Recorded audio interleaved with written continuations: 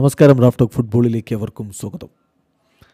CONCACAF champions cup കോൺകകാഫിലെ champions ലീഗിന് തുല്യമായിട്ടുള്ള ടൂർണമെൻറ്റാണ്. ആ ടൂർണമെൻറ്റിൻ്റെ round 1 ഇൻ്റർ Miami ഇപ്പോൾ സ്പോർട്ടിംഗ് കാൻസാസ് സിറ്റിയെ അഗ്രിഗേറ്റ് 4-1 തോൽപ്പിച്ചിരിക്കുന്നത്. ഇരു പാദങ്ങളിലും ലിയോ മെസ്സിയുടെ കിടിലൻ ഗോളുകളും ഉണ്ടായിരുന്നു. അങ്ങനെ ടീം ഇപ്പോൾ റൗണ്ട് ഓഫ് 16 കടന്നിരിക്കുകയാണ്. റൗണ്ട് ഓഫ് 16 ഇൻ്റർ മയാമിയുടെ എതിരാളികൾ ആരാണ് എന്നുള്ളതും തീരുമാനമായിരിക്കുന്നു. അത് MLS ക്ലബ്ബല്ല.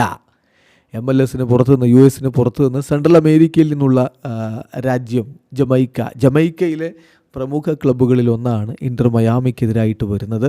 കവലിയർ FC നിലവിൽ ജമൈക്കൻ പ്രീമിയർ ലീഗിൽ 4-ാം സ്ഥാനത്തുള്ള മികച്ച ടീം തന്നെയാണ്. അവർക്കെതിരെയാണ് റൗണ്ട് ഓഫ് 16 മത്സരം ലിയോ മെസ്സിയുടെ ഇൻ്റർ മയാമിക്ക് കളിക്കാനുള്ളത്. എന്നാണ് പോരാട്ടങ്ങൾ എന്നുള്ളതാണ് ചോദ്യം.